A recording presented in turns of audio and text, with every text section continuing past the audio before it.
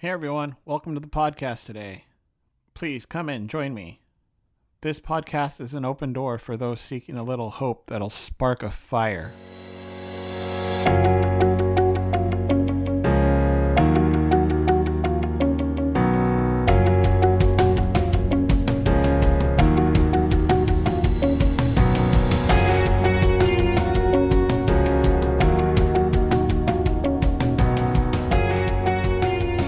This is Spread Hope Like Fire. I'm your host, Tony the Beat. I bring this podcast to you, or at least try to, every Tuesday and Thursday of each and every week. You can get this podcast several ways: iTunes, SoundCloud, Google Play Store, Overcast, and you can even go on YouTube, type in Spread Hope Like Fire and listen to it on there, which doesn't make sense, but if you don't have access to the podcast in these ways, you probably aren't even hearing this, but you can go and let your friends know that it is on YouTube as well. A couple ways that I like to ask everyone to support this show is to rate it, review it, Facebook it, Instagram it, Snapchat it, Vine it, MySpace it, LiveJournal it, tell a friend, tell your mom, tell anybody that you listen to this podcast and you love it. Also, I'd like to mention that this is a listener-supported podcast, which is supported by you lovely listeners. I urge everyone each and every week to head over onto patreon.com/spreadhopelikefire. Become a patron. Help support the show. Help me further this message. Help me further the community. Help me further help others that are in need of help. I said help quite a lot. I like to think of it as a virtual tip jar, but also in other ways to help, like I said, further this show. Again, I tell you, head over to patreon.com/spreadhopelikefire. And now I'd like to get into the show. When's the last time you went to the movies? When's the last time you stepped foot on a school campus? When's the last time you attended a concert? Were you shot at? Were you bullied? Did you have some sort of altercation?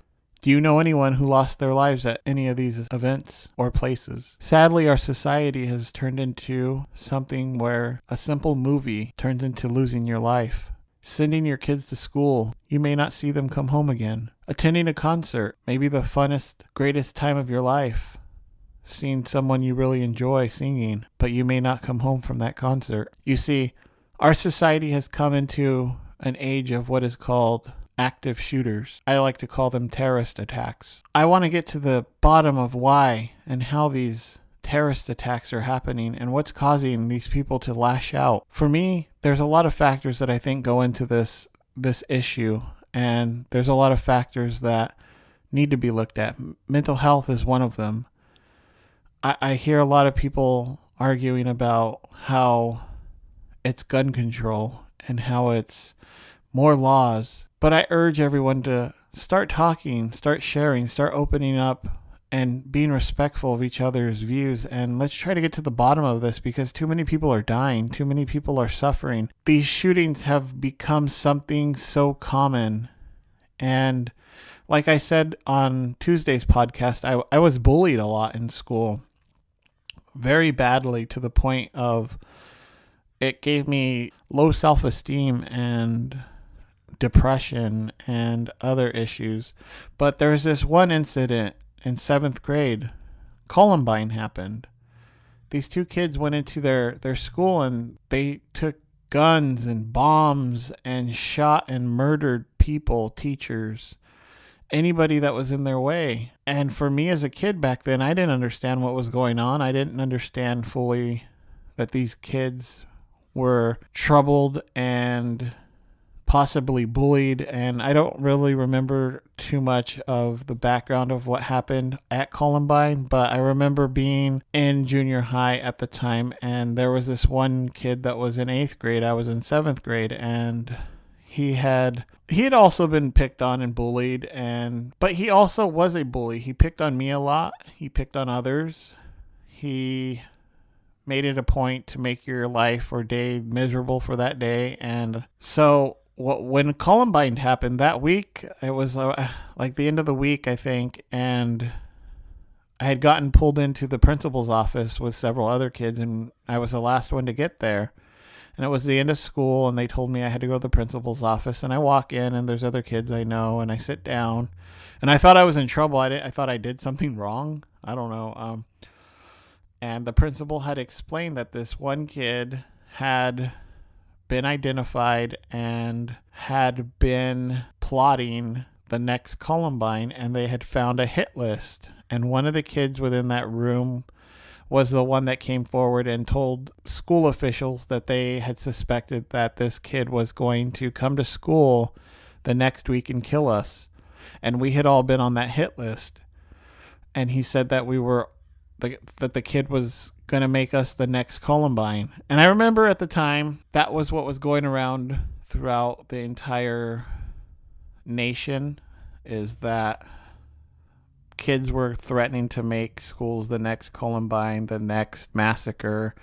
And so I was scared. I didn't know what to do. And my mom didn't know where I was. I was at the end of school. We didn't have cell phones back then, so I couldn't really call her and say, hey, I'm in the principal's office. Someone wants to murder me. But we had gone through the process, the court process and the hearing, and I had to testify and say what the kid had done to me bullying wise. And he had gestured at a few of us that day in PE that, he was going to kill us with a shotgun. But, he made the gesture of the shotgun and shot at us. And we didn't think nothing of it until we learned that he had written out a list of people that he was going to murder. And that scared the crap out of me. And now we flash forward to 2018.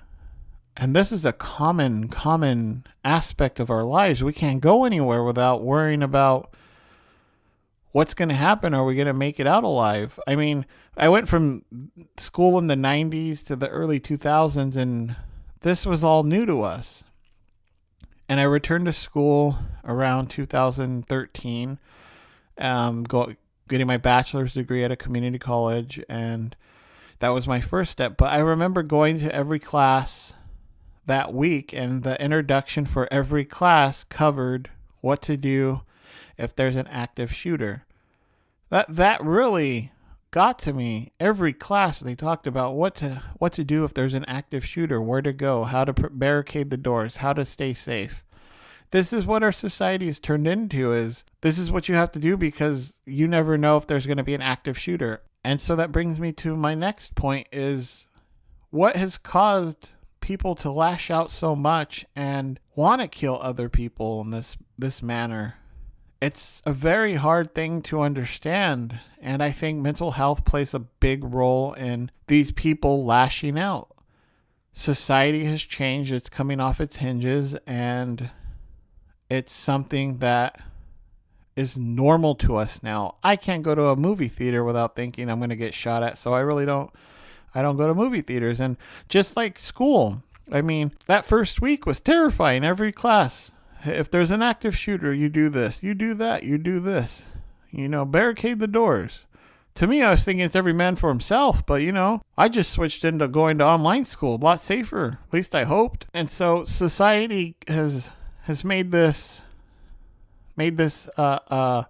media thing where it's entertainment to a certain extent. You hear about all the lives that were lost, all the rampage and carnage that was left behind, and you can, like Columbine, Colorado, at the movie theater, Orlando, San Bernardino. You hear about all these shootings, and you have the media right there up in everybody's faces, interviewing people, and they want to know the stories. What happened? How did it happen? Give us the details, and then let's remember the victims. And a week later, 2 weeks later, all these victims, all the events that have taken place with that mass shooting and terrorist attack and active shooting, they're forgotten because they're on to the next event of active shooters killing people. And these other people that were in these events are forgotten, but they're still living their lives. They're still having to deal with the after effects of what they've gone through, that they've survived. They may have been wounded, but they may have survived. They may have been physically wounded or mentally wounded. Either way, they're wounded in so many ways that they can't go on with normal lives anymore because they are stuck with so many problems. Anxiety, depression, PTSD.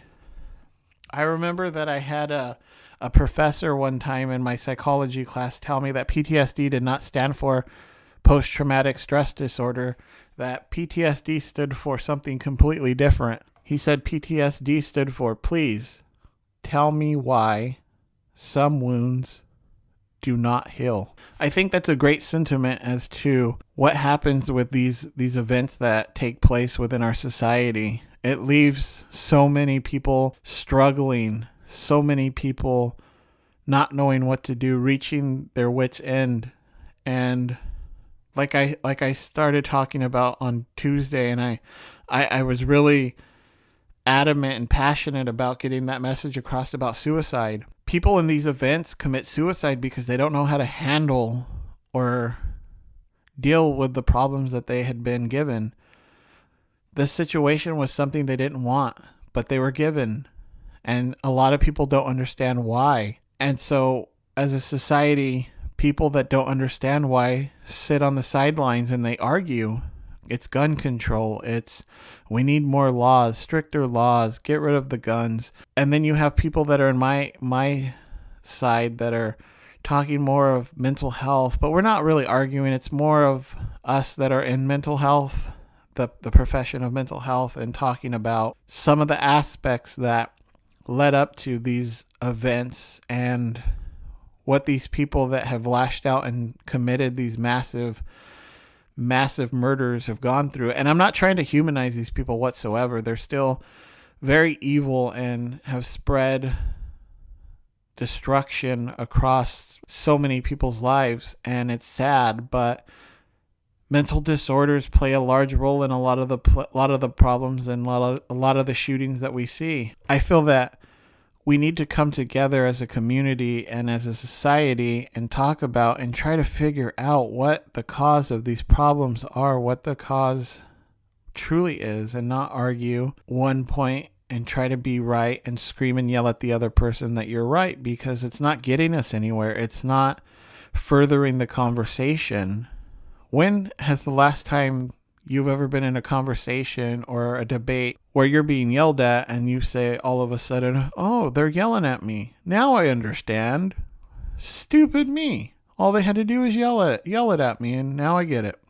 Never. So I want to continue this conversation. I want people to start talking about what they think. And I encourage you, let's talk about this on Twitter. # Spread Hope Like Fire podcast, and tweet me at TonyTheBeat85. Let's start talking about the issues that we think that we need fixed. I like to think and take the side of Socrates. He always had this stance that he never knew anything in the world, that he was always learning, that he was always changing his mind. People were changing his mind. Things were changing his mind. He never really knew the truth of the world. And I think taking that step and taking that viewpoint is something that we all should do in order to further understand where and what is going on. Because for me, I'm always open-minded to where I want someone to change my mind at some sort of view that I have that may be wrong, and let them explain to me why this other viewpoint, as opposed to my own, is a better one than the one I have. And many times I've learned that way to understand and better myself. And I think that's what needs to be going on, is for us to better understand and not think we know everything in the world, that we know how to solve every single problem, because that's what's going on now. Everyone thinks they're an expert. For me, I'm not an expert. I know I'm not an expert in this field. But you have these young kids on campuses screaming and yelling. You have adults at rallies screaming and yelling that they know what's going on and they're experts and statistically this, statistically that. But there's no resolution that's come from all these shootings ever since Columbine's happened. The shootings just multiply. And they continue to grow, and it's something that isn't going away. I think that bullying, I think that discrimination, I think that the harshness of our society, is what has spurred on people not feeling welcome, people not feeling normal, people being segregated to a certain degree and left alone. And when they're left alone without any support, they become something that they were not. They enter a dark place. They enter this darkness that they can't escape. And we see this darkness expressed in these horrific tragedies that we are seeing. Sadly, I look at the world and I see that it's getting darker. The darkness is slowly taking over the light. I still like to believe that there's more light within the world than there is darkness. But like I said, I see so much tragedy that's continuously growing and continuously spreading and is common within our world that there's something that needs to be done. I would like to hear other people's takes on this. This is my take, and I'm probably not right on a lot of things, but mental health plays a lot in everybody's lives. When people reach the end of their rope, they lash out in ways that they never thought they would be able to, or never thought they would lash out. That may be violence, that may be self-harm, that may be drugs, that may be shooting other people and killing other people. It's just something that happens when people reach the end of their rope. They have no way of seeing a way out of their situation. And so with that, I'd like to invite all of you to welcome my next guest on the show. It's a good friend of mine, Michelle.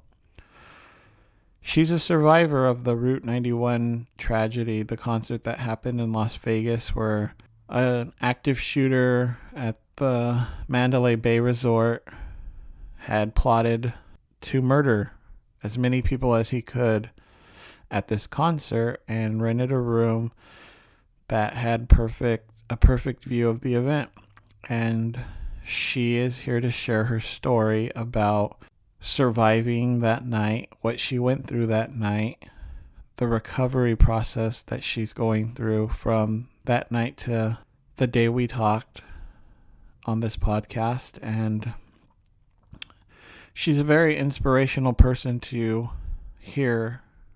And I want to make sure that her message is heard clearly. So I think what I'm going to do is break up this podcast with her in either 2 or 3 episodes so that it doesn't feel rushed. I know that with certain podcasts that go on for more than an hour or so, viewers start to miss a lot of the messages, and I don't want that to happen with her message. I want people to be able to clearly and wholeheartedly hear her story and her struggles, and hopefully help those of you who have been in such situations, such tragedies where there was an active shooter and you survived, or you knew someone that was in one, or you knew someone that passed away in one. And so with that, I want to make sure that her story is heard and heard clearly. So I'm going to break it up and have her on for the next 2 or 3 weeks so that everyone can hear and understand and hopefully gain something from her words and her struggles and her story. And I know it's inspiring. It inspired me, and I know it's going to inspire a lot of other people, and hopefully it's going to help for you to either reach out for the help that you need or get the help you need through just listening to her words on what happened that night. And so I'm very honored to have Michelle on the show, and I'm throwing it over to our interview. So this is part 1 of our interview, and welcome, Michelle, to the podcast. I remember doing homework. I was writing a paper that night, and I had the TV on just randomly on one of the news stations, and it had come on that there was an active shooter at the concert, and I started freaking out because I knew, I think, about like 8 or 9 people that were there, and so I ended up getting on to Facebook and my phone and text messaging everybody and messaging them through Facebook to see where they were. And I had never, I mean, most people will turn on the news and see all these active shootings, and no, there's really no connection. You feel bad or whatever the case is. I never had felt scared to a certain degree because I knew so many people there, and I didn't know what to do. I felt helpless because I wanted to make sure everybody was okay, and I got like 3 responses out of the like 9 or 10 people, and so I was freaking out trying to figure out where the other people were. And I remember thinking, Michelle, I was like, where's Michelle too? Because I couldn't get a hold of you because I don't have your phone number, but I messaged you through Facebook, and I was so worried, and I stayed up that whole night, and I was just trying to figure out where you guys were. And I ended up getting my girlfriend up and telling her too, like, there's a mass shooting going on at that concert, and the twins are there, which are mutual friends of ours, Hope and Faith, people we've worked with, and we didn't know how to process what was going on, and it was so scary for us, but not just, it was a different fear from actually just seeing what was going on and seeing the tragedy and seeing people being trampled. And I felt hopeless. I didn't know what was going to happen. I was hoping and praying that somehow everybody would be okay, but you could tell just with like the pictures, right, the video, people weren't okay. Like, they were running out, there was blood on them, people were being carried out. And I remember going to school the next day, and we had we do check-ins because of just us being in the mental health field, and everyone knew I was just kind of like out of it. And so they came to me, and my professor was like, hey, Tony, like, are you okay? And I was like, no, I still have like 2 friends that I haven't heard from, and I don't know if they're okay. And they were involved in the shooting, and so we talked about it, and we were just talking about all the aspects that go into this topic, and how we all agree that there should just be some middle ground to help other people deal with this, and that we see so much of this almost on a daily basis, monthly basis. And like the first shooting I remember was Columbine. Yeah, that was horrific. And like that was something completely new to American culture, and I think that started it off was Columbine. And I was in junior high when that happened, and now it's just so common. It's more than common now. You hear it at least once a week, once a month. A lot of the stuff they don't even make a big deal of it anymore. So yeah, I mean, because it's so common. Yeah, it's become part of American culture, really. Yeah. I remember the shooting for that Batman movie. Like, I have anxiety going in. I don't like going to the movie theaters anymore. I won't. I haven't been to the movies since. Well, I went one time with my girlfriends, and I couldn't even enjoy the film. So. Yeah, like I make it a point to sit closest to the exit door that I know that is locked when we go. because if I don't know, and then I get really bad. I wasn't even there, but I have bad anxiety as it is. Well, I've always, I know this sounds morbid, but I've always planned in my escape route, no matter where I've gone. I've always thought, I just need to make sure I know where to go, how to get out, just in case. So I've always planned that, but now it's even more so. And I like to sit where I can see everything that's going on, but I also like to be close to the exit. So it's my new normal. We have what's called a new normal. It's sad that we have to, that there's people out there that actually think these things, because we have to. We have to. It's like it's forced upon us now that we have to.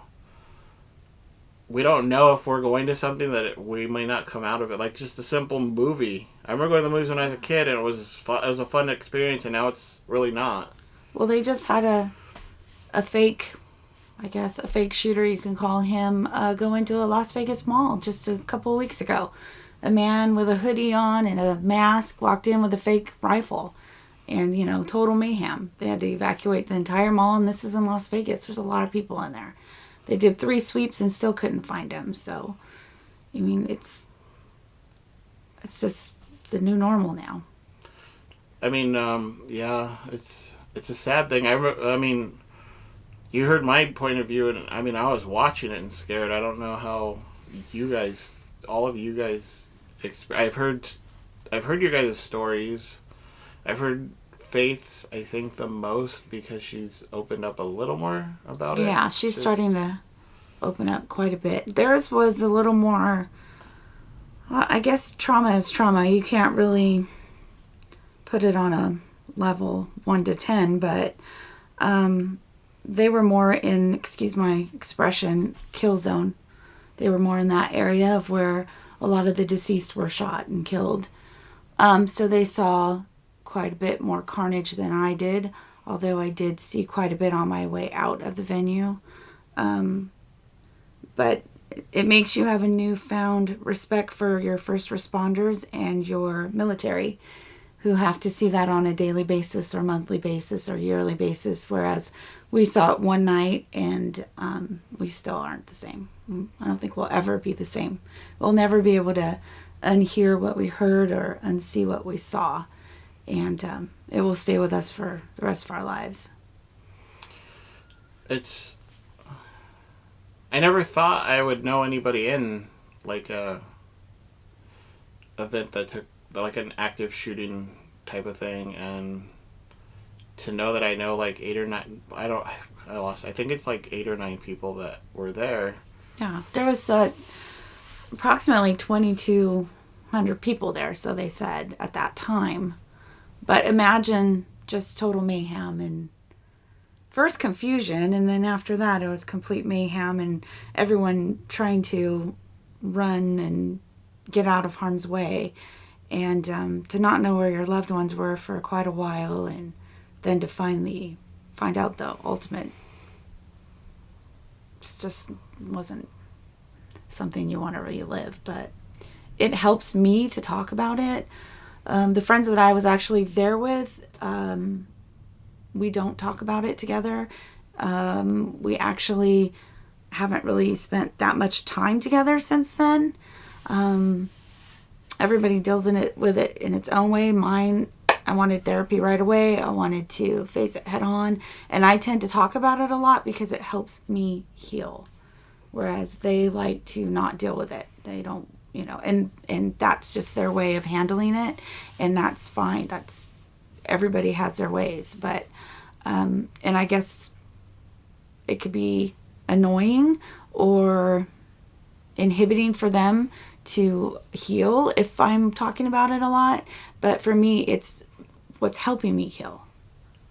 So yeah, talking about it really it lets you process things more quickly, I feel, and acknowledge what happened. I mean, most people don't want to relive certain events in their lives, especially something where you're seeing other people being killed. Right. And I remember like seeing I remember Vanessa, which is our mutual friend. She was excited to go, and she was posting like that week. She was getting ready. She had her boots ready, and then I seen the twins, Hope and Faith, which is also our mutual friend. They were getting ready to go, and everybody was excited. And I seen on through Facebook all these posts, getting ready for Vegas, and then I seen all your guys' posts, Right. how happy everybody was, and then I remember the picture of I think it was you and Vanessa. Yeah. I remember that picture, and you guys. I was like, oh, well, I'm glad they're all having fun, and I mean, I like going on Facebook because there is a lot of negativity, Right. that I don't like going on. But when I do go on, I like seeing everybody's having fun, and just seeing that my friends and family are enjoying life. And I mean, contrast that from being so happy and excited and seeing that build up to Sunday night. Complete devastation. And it's... Yeah, and they were all there, but we weren't there together. I had gone with my group of friends, they had gone with their group of friends, and Vanessa and her boyfriend Roy had gone together. And unfortunately, I didn't even get to see the twins the whole weekend long. And Vanessa and I had just met 20 minutes before we were running for our lives. We decided we were going to take pictures together. So I told her, I'll come over and we'll just at least take pictures. And we had a full-on conversation about anxiety and how her boyfriend felt about going up towards the stage. Vanessa, I guess, wanted to go towards the stage, and Roy asked me to talk to her about that, and he had anxiety about it, and I get that because I have very high anxiety about that. I don't like to be in the big middle of a crowd like that. I like to be able to have control of my situation in the event of something like this. And my words verbatim to Vanessa was, baby girl, trust me, you don't want to be up there. If he has anxiety, I get it. I have the same thing. And in the event of an emergency, you want to be able to get out, and you don't want to get trampled.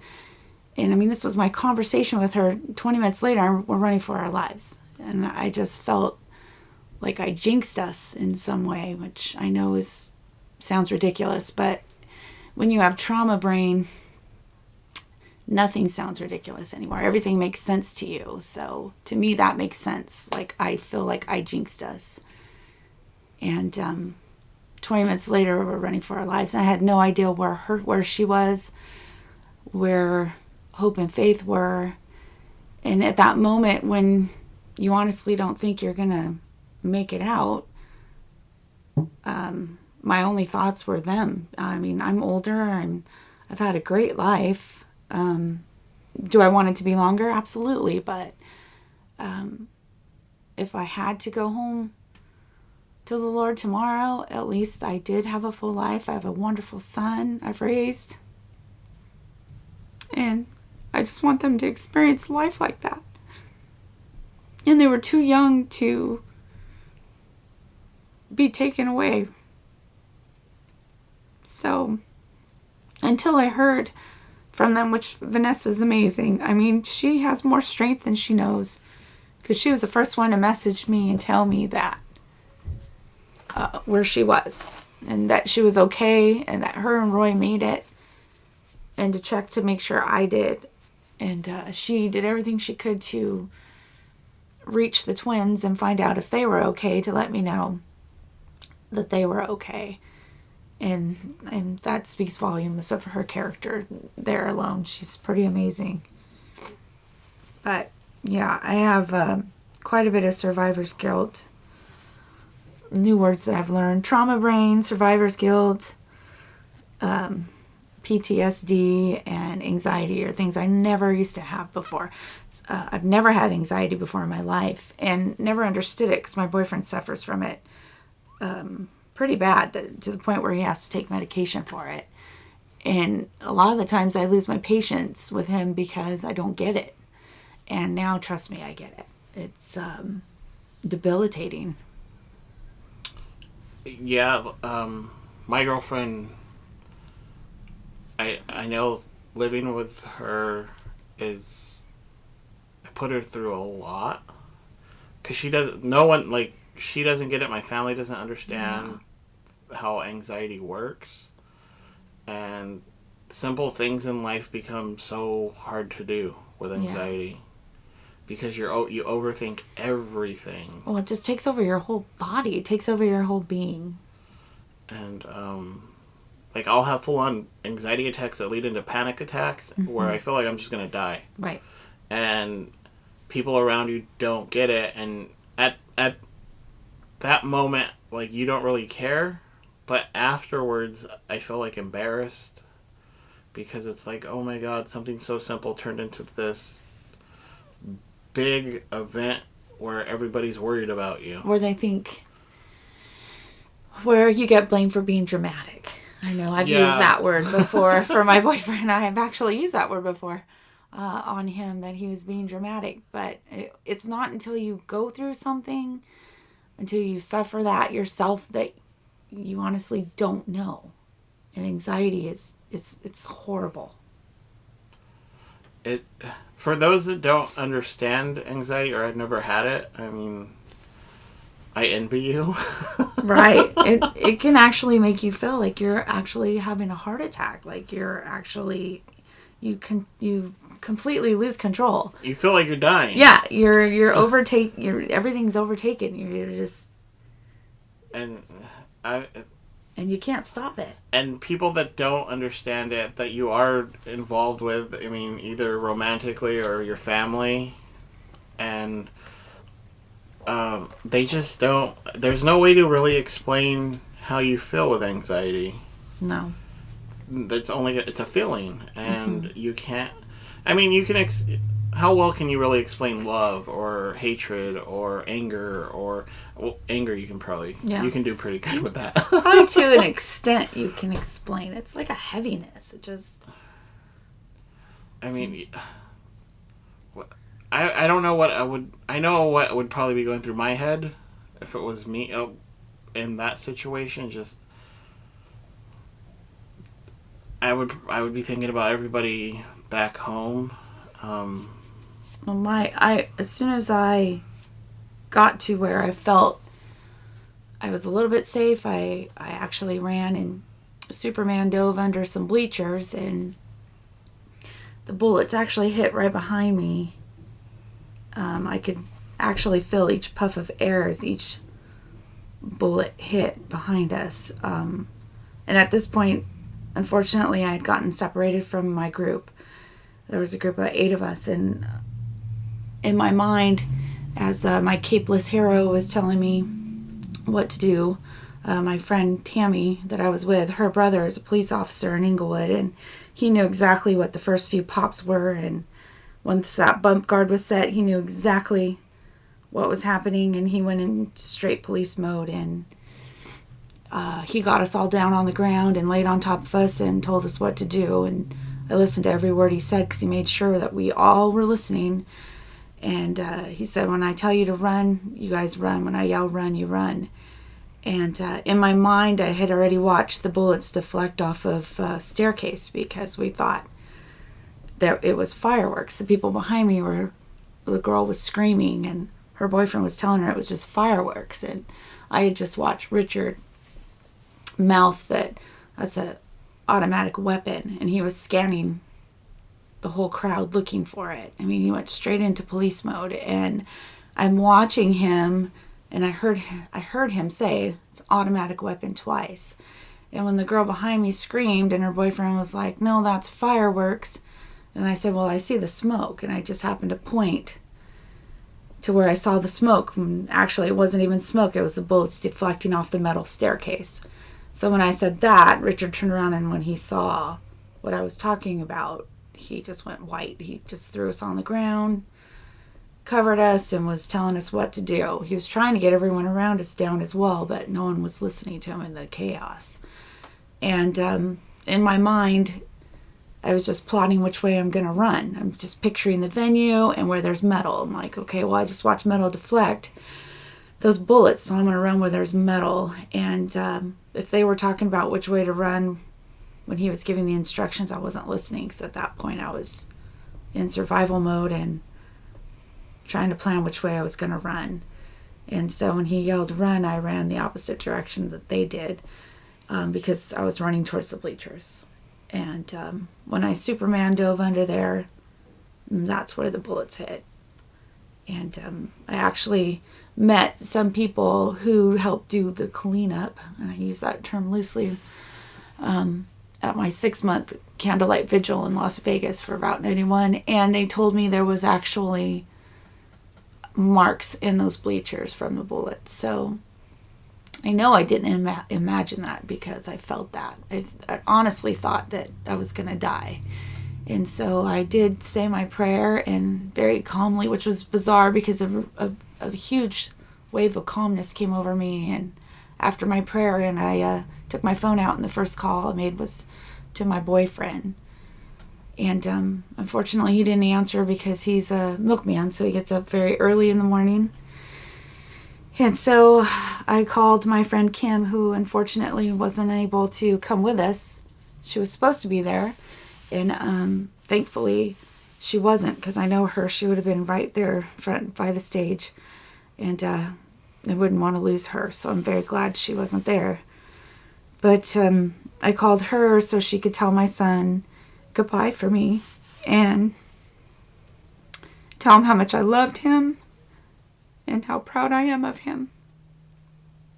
And I felt that only a mother can convey to another mother how much they love their children. So I knew that she'd be able to, in that event, tell my son exactly what I needed him to know if I didn't make it out of there.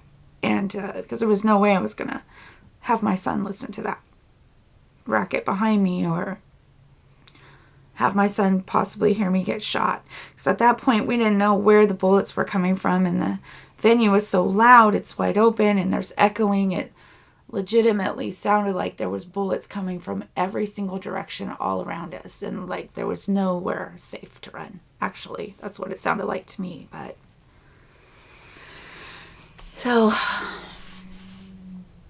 you're right. I mean, you worry about people at home, like things that you still need to do or unfinished that, And then my next worry was where my friends were, and then getting out of there. That was the next one. So I remember talking to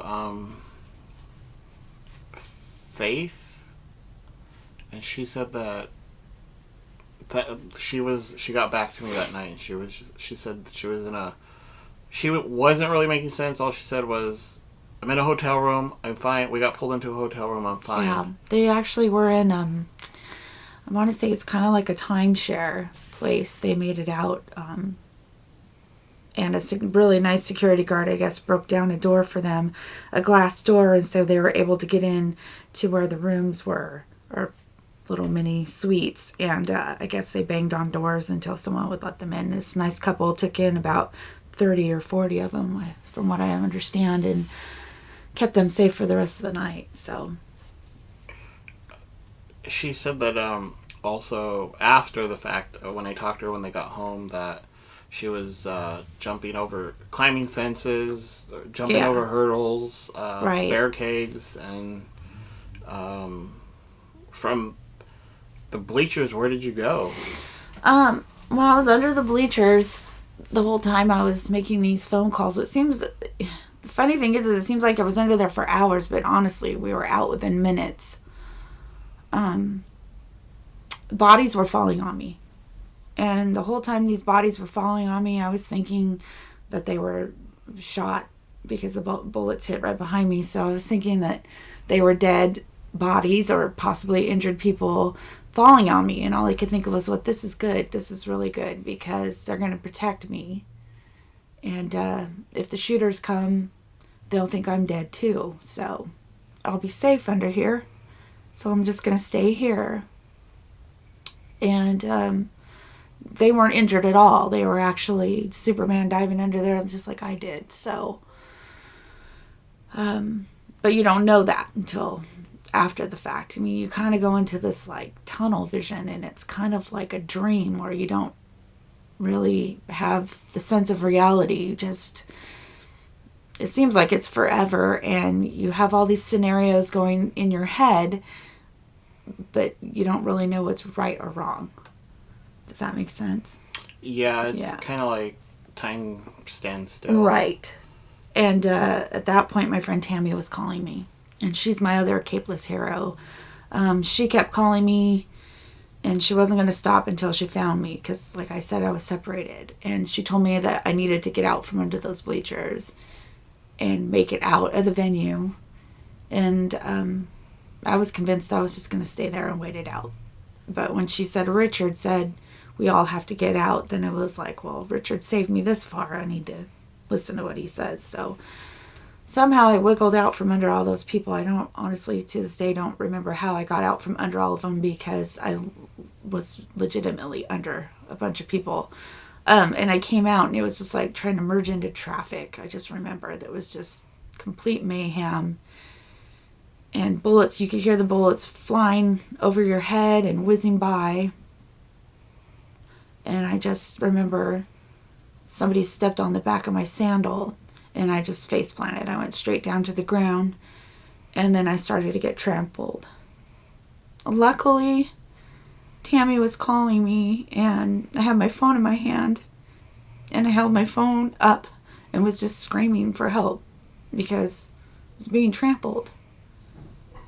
And this really tall young gentleman, I don't know, I still haven't found him, he scooped me up. He yelled at everybody and said, "Stop, you're hurting her." And he put his hand under my underarms, and he lifted me up like I was a little rag doll. And he started yelling at the crowd and telling them, we're going to get out of here if you guys would just calm down.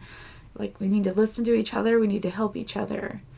And luckily we did. We listened to him, and we formed this little snake, and we just kind of etched our way out until we got through where there was the food trucks, and then there was the vendors. And I haven't found which vendor it is yet either, but she tore down half her vending booth and was like yelling at us to run this way. And nobody was listening. Once we could all break free, they were just running towards Las Vegas Boulevard. And I remember I was running with them, because when you're by yourself, you're like, what are we going to do? Where are you going to go? Yeah. So I started to run with them, and some voice in my head just told me, stop, don't go that way, and just turn around, go back. And I just remember just stopping dead in my tracks, and I was like, okay, I'll go back. And I remember turning around, and I ran over to her, and I said, I'll go this way. And she said, okay, sweetheart. She held her lattice part of her booth down again, and she grabbed my arm, and I remember she looked me in my eyes, and she said, don't look down. Whatever you do, don't look down, sweetheart. Just run. And I'm just a very defiant person, so the first thing I did was look down and just see all the carnage, all the people shot, and the bloody bodies, or their friends are full of blood because, they're dragging them out, or they're being hit at that time, because there were still bullets flying this whole entire time. And I just remember running towards the street, and all I could see was one police officer at that point. There was one police officer, and he was in the middle of the street, and he was waving at us, come on, and it just kept running right towards him. And when I got to the street, I stopped. I don't know why I stopped, because I felt like I was safe once I was out of there, and the cop was right there. And then total mayhem started again, of course. And then I just made it into the Tropicana, and then I was on lockdown there till 6 a.m. the next morning. And fortunately, that is where I was reunited with my group of friends. So, and then that's when Vanessa let me know that her and Roy were safe, and that she heard from the twins and they were safe. And then the twins messaged me, and they really wanted me to go find them. And I felt helpless because They were so scared and I couldn't get to them. And I also told them that they should go to that concert because they would have the time of their lives. And we all know how that turned out. So I have a lot of guilt for that. I have a lot of guilt for a lot of that because I convinced them all they should go. And then that turned out to be the worst night of their lives. I mean, I can understand the guilt, and I can understand the emotions that go behind it. Yeah. I mean, there's so many factors that go into this shooting that, I mean... Yeah. But like you said, you just look at all of our pictures leading up to, it's a 3-day country concert, so Friday, Saturday, even Sunday leading up to that 10 o'clock hour, it was the best time ever. I mean, me and my girls had an amazing time. And that was going to be our annual girls trip. I mean, that was our second event going, so. And now it's scarred. And everybody in your groups, they all survived. We all right? made it out. Okay. None of us were physically injured other than bumps and bruises and scrapes. We all had those, but mentally we were all a little screwed up. I can only speak for myself now, but I'm still dealing with that. Yeah. Did you reunite with the twins? No, I never even seen the twins the whole entire trip. Just Facebook posts and messages. We planned to get together and have a drink, but it's in Vegas. You try to get pool time in, you try to get gambling in, you try to just do Vegas and do the concert, which is virtually impossible because the country concert is from 2 in the afternoon till midnight all 3 days. So you're pretty exhausted and it's hot out there and it's just a lot to do. And so unfortunately I didn't get to meet up with them at all during that time. But and then so you were held in the Tropicana until 6. Till 6 a.m. Yeah, they had us on lockdown the whole time when SWAT came in and TSA searched all of us and searched the building and said that it was warranted, it's safe that we were able to stay there. But we all stayed in one huge convention room and they tried to make it comfortable for us. They gave us bed sheets and towels and water. But, from all the running and diving and your body, you just feel like you got hit by a Mack truck. So it's kind of hard to lay on a hard floor or try to get comfortable or even try to relax because you still don't know what happened and you still don't know if it's safe where you are. Yeah, sure, SWAT's in there with us, but they also came in looking for people of question twice the whole time we were in there. So that didn't make you feel very safe, Yeah, I didn't think of that. Yeah. At one point, when we were at the Tropicana, we came out from the basement and they said, SWAT says the building is safe. You can come out now. And it was business as usual. They actually opened the doors and they let people come in with suitcases, to check in. And that just did not rest easy with me because I don't know who these people are or what's in their suitcase. I mean, some lunatic just shot at us and I didn't feel safe at all whatsoever. And then it wasn't, but maybe 5 minutes later, they started yelling at us again and suits started running towards us and they said, everybody get into one area. And then that's when SWAT decided to search us all and put us in one confined area just to make sure because apparently we weren't safe. So I never know. And on that note, I'd like to end the show and thank Michelle for part 1 of sharing her experience with us all. It's greatly appreciated. It's greatly going to help many people hear her story. Michelle had mentioned that she's part of a support group that is on Facebook. It's Route 91 Survivors 805. It's a public group. I encourage everybody that is connected or needs that support from that event to join the group. Again, it's Route 91 Survivors 805. And I can't wait to have Michelle back on the show later next week. And she's going to talk about more of the aftermath of the experience that she went through dealing with this tragedy. And I'd like to thank Michelle once more. And please, I encourage everyone to head over to patreon.com/Spread Hope Like Fire. Join Michelle as a patron on that account to help support this podcast and so that we can build this community even bigger to help everyone that's going through life struggles or tragedies or just needs a helping hand. Again, that's patreon.com/Spread Hope Like Fire. For Tony the Beat, thank you for joining us. We'll see you next week.